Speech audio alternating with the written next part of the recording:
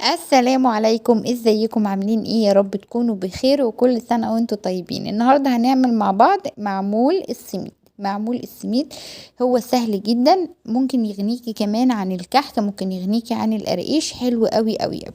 يلا بينا نسمي الله ونبدأ مع بعض. مقاديرنا سهلة قوي وبسيطة، يلا بينا.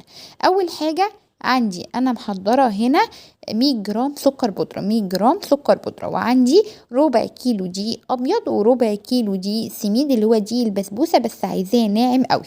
بعد كده معلقه، نص معلقه صغيره بيكنج باودر، نص معلقه صغيره بيكنج باودر. 200 جرام سمنه، 200 جرام سمنه. 50 جرام زيت، 50 جرام زيت. ابدا بعد كده زي الكحك اشرب الدقيق كل المواد الدهنيه بتاعتي، وكمان محضره نص كوبايه لبن، نص كوبايه لبن.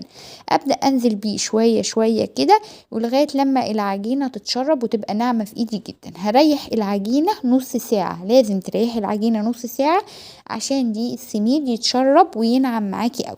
بكون محضره بقى الحشوات براحتك، عندك عجوة، عندك مكسرات، عندك عجوة على مكسرات اللي يريحك. ببدأ أشكل كده الكورة كأني بعمل كوبيبة وأحط فيها الحشوة بتاعتي، وأبدأ أجيب طبق يبقى فيه دقيق وأنزل فيه الكورة بتاعتي وأبدرها على خفيف، وأجيب المكبس بتاعي، سواء مكبس المعمول، المكبس اللي انا بستعمله ده تحفة جدا، وده الشكل المشهور للمعمول قوي كمان بره، وابدأ انزل بيه.